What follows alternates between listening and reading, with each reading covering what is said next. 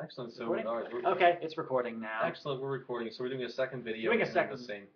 Yeah, same. Second setting. video, same vein here. By the way, these are the conversations we have during lunch after Defenders. It's awesome. Yes. Except this it's one, like 3 hours. Yeah, this one's about. Drew here wanted to do one about presuppositional apologetics. Yeah, I currently am taking a course in apologetics, and the method I was supposed to analyze is the presuppositional method. I'm thinking, considering how popular this is among young Earth creationists, how it's like presuppositionalism is sort of in vogue. It's like all the rage. Like Howard Gable was like not like planning. He'll say that naturalism. It's all the rage these days. Yes. The naturalism is all the rage. But since that sort of is the case, I just wanted to talk about what it is and also why I think it ultimately is defective, but for very different reasons than let's say, skeptics think it's defective. I think the Wikipedia page on presuppositional apologetics is just grossly under-researched and has some very bad arguments. I agree with the conclusion that it's a bad system, but I think my reasons are, I guess, a little bit more thoroughly researched. As I understand, presuppositional apologetics it's a big,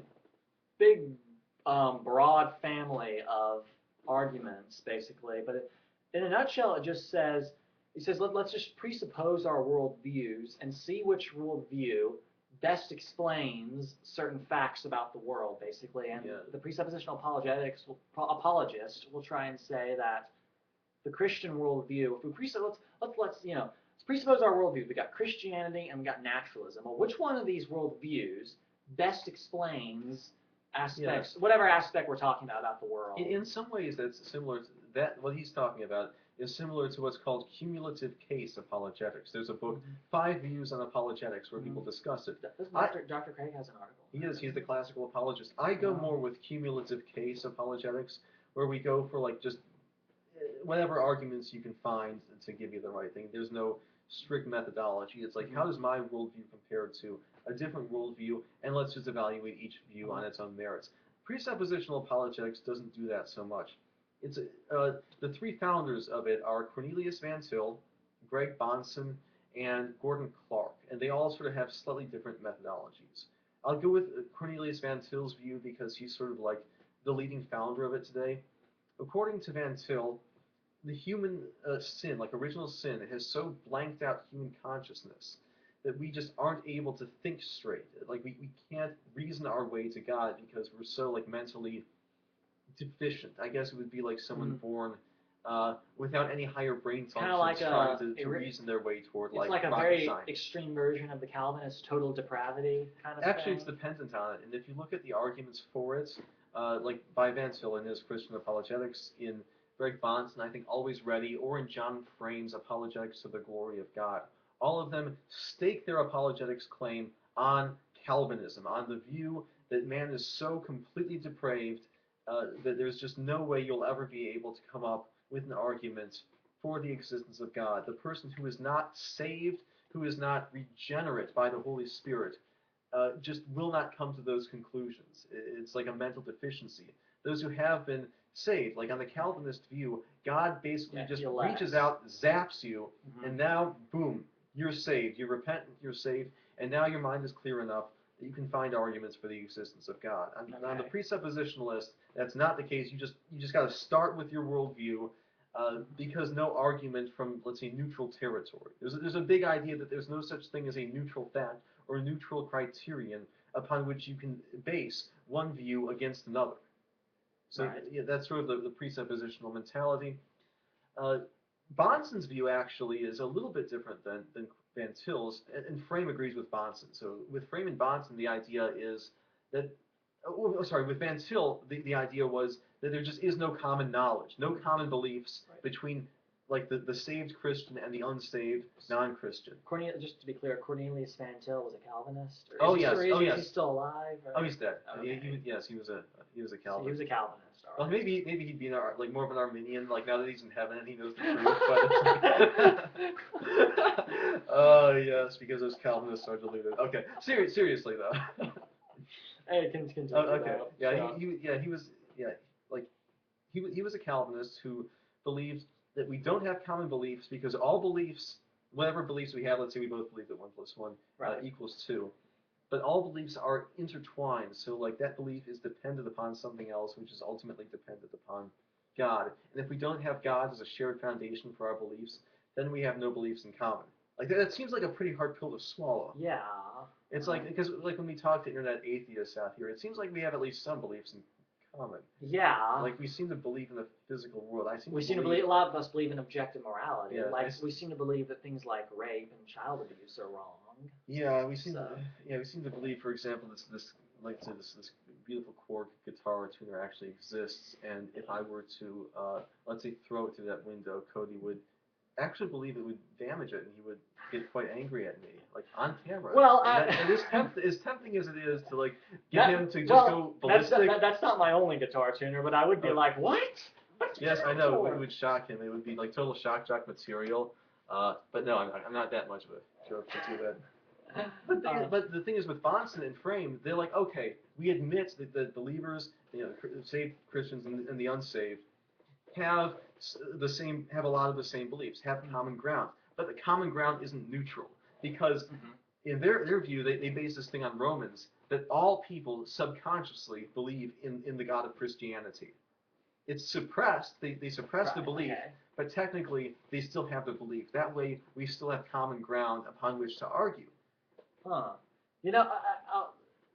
I'm just going to briefly segue on this here. Okay. It kind of reminds me, like the argument from non-belief, or the divine hiddenness argument, as it's called, the one that says that why would God not make his existence obvious enough for everybody to believe he exists? Yeah.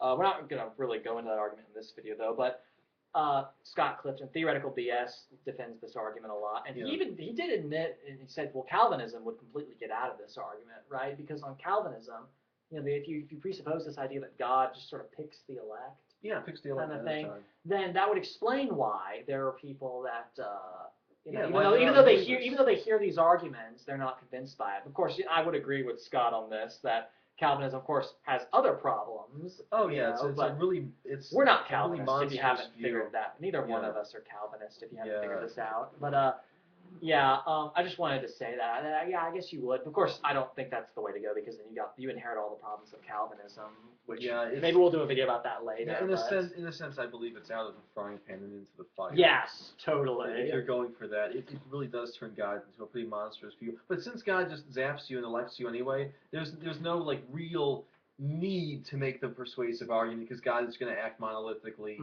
in any case. So there is sort of kind of a twisted coherence to that logic. Yeah, because then if on Calvinism, if I convert somebody, I didn't really convert them. It's God that God just reaches out, and the idea that you evangelize ahead of time and then God zapped them is, in a sense, more of a matter of coincidence or providence. It's providence, man. It's sovereignty. But for His glory. That's the answer to every question for Calvinists. It's just for His glory. So I think we've explained hopefully how presuppositional apologetics originated. Yes. Okay. So now in practice, I think the way this looks, this is the way Joe in Defender's class, who substitutes for Dr. Craig when he's not there, was talking about presuppositional apologetics. Like somebody might say, somebody might point to the Bible and say, well, your Bible's got contradictions, and a presuppositional apologist will say, well, but how does your worldview even account for logic or something like that? Where do you get off even pointing out this stuff? So it sort of doesn't really, and I think this is why some people have resistance to it, Christians and atheists, because it kind of seems like you're avoiding the question here, in the and sense just sort of dodging. I mean, it seems like that, because what you're really doing is they're calling down to the foundations of the atheist worldview and saying, well, wait, where are you standing on it? It attacks that and says, how do you even make these objections to Christianity when your own worldview can't account for any of that? Yeah, and there's a difference between presuppositionalism and what's called the transcendental argument for the existence of God. Because I think a lot of people, when they think presuppositional, they immediately think the transcendental argument, which, for those of you who don't know, the transcendental argument is... Personally, I think it's Bonson's argument. At least he's the one who was best able to articulate it. The idea is that unless you start with knowledge of God or start with belief in God, human knowledge or human belief is unintelligible. There can be no knowledge apart from it.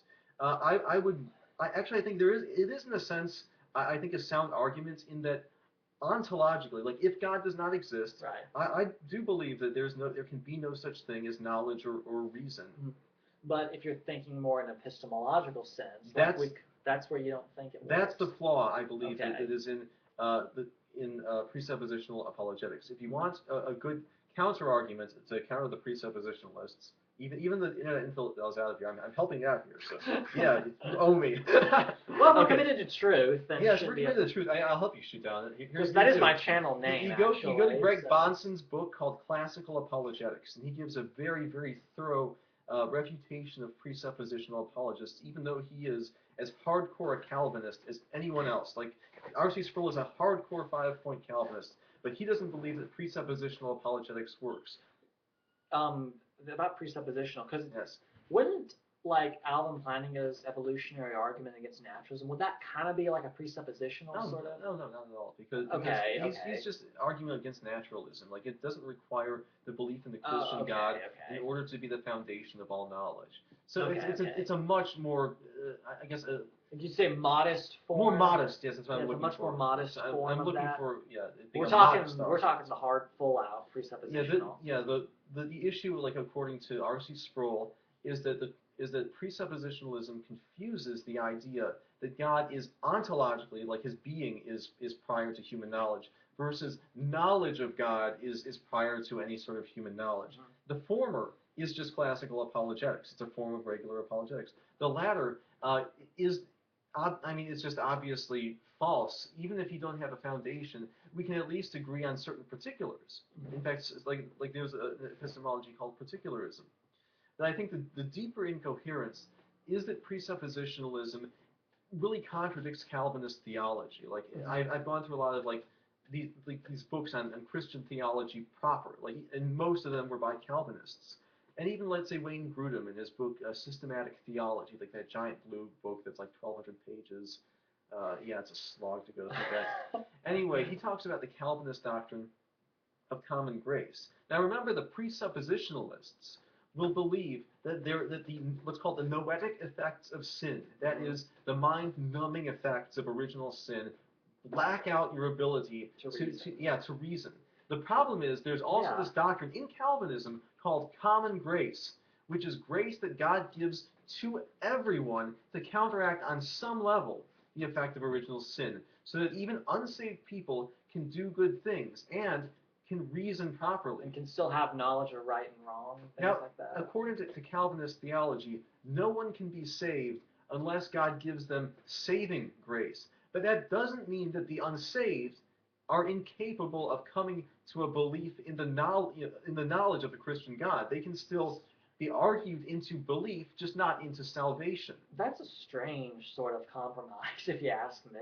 Why do you think so? Oh, that's Calvinist. It feels like a kind of a sort of a compromise because you were talking before about how they have this strict thing of they're the saved, you have the elect here, and then everybody else is just completely screwed, basically. Yes, and that's seems to be thing. Sort of a way to try and get a little bit away from compromise on that a little bit, because now you're saying that. Well, it still affirms though that anyone who is not given saving grace, who is not elect, still will not be saved. It fully affirms that. Okay. But it just says that according to common grace, even the unsaved will be given sufficient knowledge. And in fact, Sproul argues from Romans 1 that all people have this basic knowledge of God. It's revealed in nature so that man is without excuse. Right. Well, if the noetic effects of sin are so heavy that no one can have any knowledge of God apart from being saved, that would seem to contradict Romans 1. Yeah. So here's even for the skeptics out there, your argument against presuppositionalism is that it is contrary to Calvinist theology. You're saying it contradicts Romans 1 because on this view they would have an excuse because they're so blinded by. Yes, they would have an excuse, like the nature, the issue with nature would not reveal that there is a creator. If the noetic effects of sin are so heavy that it's like you just can't have any knowledge of the true God. Okay, but they're not that heavy. Okay, and the transcendental argument here, I didn't get to mention what that was. That'd be a part of. Just so we're clear, because when I think transcendental argument, I'm thinking like the argument that says that it's kind of like the moral argument, except with logic that says logic must be based in God. That's basically the transcendental argument, right? Yeah, the It'd be transcendental. kind of like the presuppositional. Yeah, like Because I think that's what people think of when they think of presuppositional apologetics. I think of like the transcendental argument. Yeah, Greg Bahnsen did a fantastic job when he debated Gordon Stein. So Greg Bahnsen versus Gordon Stein. Bahnsen used the transcendental argument brilliantly against him. And what the proponents of the transcendental argument will use is all of David Hume's arguments and the inquiry regarding human understanding. Because Hume was able to argue that apart from like knowledge implanted by God, it really isn't possible to know anything. And he gave arguments against all sorts of like empiricist reasoning. We have sense data. I have the sense experience of like my hands here, or this let's say this orange pair of scissors in certain sights and smells and sounds and tastes. I didn't actually lick the scissors. Yeah, I was going to say, did you just lick that? I did not lick the scissors, thank you very much. But if I did, then I would have a taste of it. But that's all I have. Like, there's no way to build from those sensations, oh, therefore there is this independently existing object. That you need to have other ideas implanted in your head first before you could make that jump. Because otherwise you're just going from sense experience, and now we're jumping into some totally different type of argument. So I don't know, there might be atheists who are still somehow rationalists, maybe they're pantheists or something. Pantheism's kind of not atheism at that point. I guess so, yeah. Because atheism means no God, and if you're a pantheist, I mean, whatever. That's some sort of weird monism, we'll just not yeah, whatever. That's that's not going to be here nor now. Or have some sort of like rationalistic idea, or like John Locke, who was like this empiricist, but he just assumed like these things like causation were just brute givens that you have to assume. I do want to mention this. I recall when we were talking about this in Defenders class. Yeah. Joe, who was teaching, who was subbing for Dr. Craig, and was teaching us about this here, was mentioning how a traditional presuppositionalist would say that what people like Dr. Craig and J.P. Moreland do, that like a true presuppositionalist say that that's a waste of time. You shouldn't be doing that. Where they give arguments for the existence of God or historical apologetics and all stuff. A presuppositionalist says that that's not the way to go here. Some do. Actually, John Frame admits that many of the classic theistic arguments are sound. They're just question begging. They're sort of like with him, all arguments for or against the existence of God already presuppose God. And that's why all arguments against God are self-refuting, and all arguments for God are circular. Does he actually go through one by one and say why? Does he just sort of give a sort of general? He actually goes through all the different theistic arguments. Really? And actually says, yeah, all arguments for God are circular. Let's just go through one or two of those here. Like, what does he say Do I remember them off the top of my head? Do you remember any of them? I'm not saying go through all of them. Like, let's say the cosmological argument. Yeah, basically we're going from the existence of causation of physical objects to God. And he's talking about that this whole argument seems to presuppose that this thing where we're supposed to be honest with our presuppositions, we have oughts, we have these obligations to like believe things that are true even if they're not convenient. So we have certain ethical and certain rationalistic obligations ahead of time. But if we have objective rational like obligations and ethical obligations, then we already have God. So all these cosmological and teleological arguments just collapse into moral and like I'm trying to think what's it is ought argument that Veritas gave? What's that called? Oh, that was the argument normative facts. Normative facts. So basically all of those arguments collapse into normative facts type arguments. That was Frame's idea. I'm sure I agree with that, but yeah, I'm not sure if I agree with. I didn't. I just the idea. Yeah, I know. Secondly, this entire argument depends on the truth of the Calvinist ideology. The idea that they're being circular. If the Calvinist view of God has to zap you in order for you to have knowledge enough to be saved. If any other view, let's say it'd be something like a Roman Catholic or an Eastern Orthodox or an Arminian or almost any other type of worldview, any non-Calvinist form of Christianity really couldn't employ this presuppositional view because all of them believe that, yeah, man has enough intellectual knowledge that we could reason toward him. Except Karl Barth, there's this neo-orthodoxy where he just thinks that there just is no point of contact, even in logic. It's just like, well, Man, I guess yeah. this might explain, because you were saying that so many, because you've been reading a lot of Yeah. Calvinist theologians. You're like, Yeah, they're so I've been hostile forced towards to. natural theology. Oh yeah, like John Feinberg is just Like they're just, they just don't go. They think it's a waste of time. his book. I wish I could bring in the Doctrine of God. It's like almost 1,000 pages. It's just really dense, and Man, so books is the like author. the Blackwell Companion to Natural Theology must infuriate these guys. Oh yeah, it sort of undercuts their view. That it's like, it's sort of like your belief is you're either like in like a light switch. You're either in the saved position or the unsaved position, and that's just it. So, but we're not. I'm not a young Earth creationist either, though. no, I'm not. I'm not younger. So, Yeah, I'd be in the older. I'd be in the older category as well. So like even for like young Earth creationists, though, it's like I actually respect some young Earth creationist groups like the Institute for Creation Research, because at least they're willing to try to give evidential arguments for their worldview, and if they are to come up with strong enough arguments, I would believe them and become a young Earth creationist. But these presuppositionalists who argue for it, I just think they're pretty much off their rockers. They kind of just seem to say, believe what we do or die, kind of thing. They're almost like your incorrigible psychopaths. So they're sort of like that's harsh. Well, it's like the guy who thought who was a corpse, right? The guy. And so oh it's yeah, like, the announcer Josh McDowell, Yeah. I think mentioned in a lot of people mention this.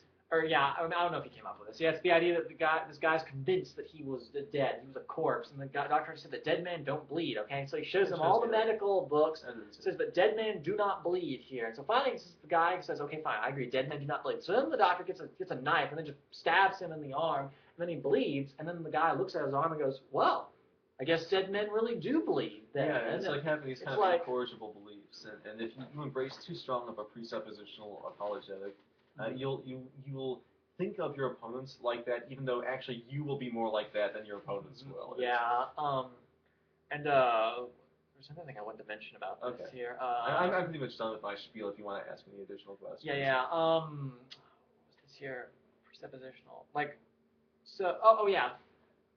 Because I recall you once said on Facebook to Jay Wartwick on his blog, about his, because he did a blog post about presupposition. Yes. You said, you basically said something like, I seem to agree that it's good for, give the arguments. Even Joe in Defenders class said this. Like, we sort of answer the objections and then maybe do a little like aspects of the arguments they give aren't always bad in principle. Like sort of attacking the naturalistic worldview or saying, oh yeah. Well, we're like just really saying, well, how do you do that? How does your worldview accommodate that to make that objection? But maybe more after we sort of, go on the defensive first and show that we can answer some objections, and then maybe segue into a presuppositional thing, rather than just doing it all presuppositional. Or we can start with answering objections and then transition into the transcendental argument, which has a lot of merit to it. The more I read of like skeptics like Kant and Hume, the more I say skeptics give an objection like, how do you know the New Testament is reliable? Like rather than just not answering that and go, we answer that. And then after we answer a few of their objections, and then we after we've shown we can hold our own, we turn it around and say, well then you guys got some splaining to do as well, Lucy. Absolutely. You got some splaining to do.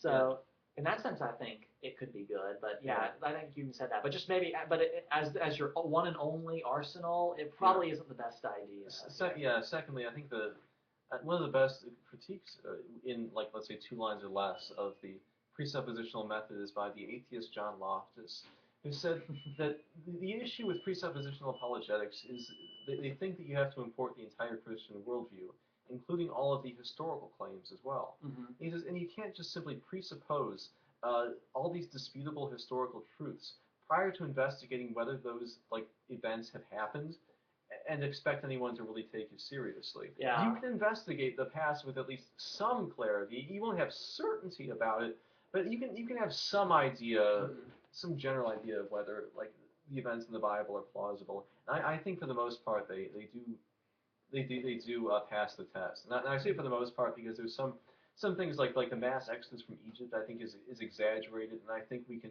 show that on archaeological grounds. That the Exodus when Moses was leading the Israelites out of Egypt. That it wasn't 3 million people, because we can have some idea in ancient times. Again, archaeology of a time that old is a bit sketchy. Yeah. But we don't have actually doesn't have really strong evidence of an exodus of that enormous size. So it would be a fraction of that, and that's in the sense where we use archaeology to help understand our biblical interpretation. Yeah, archaeology.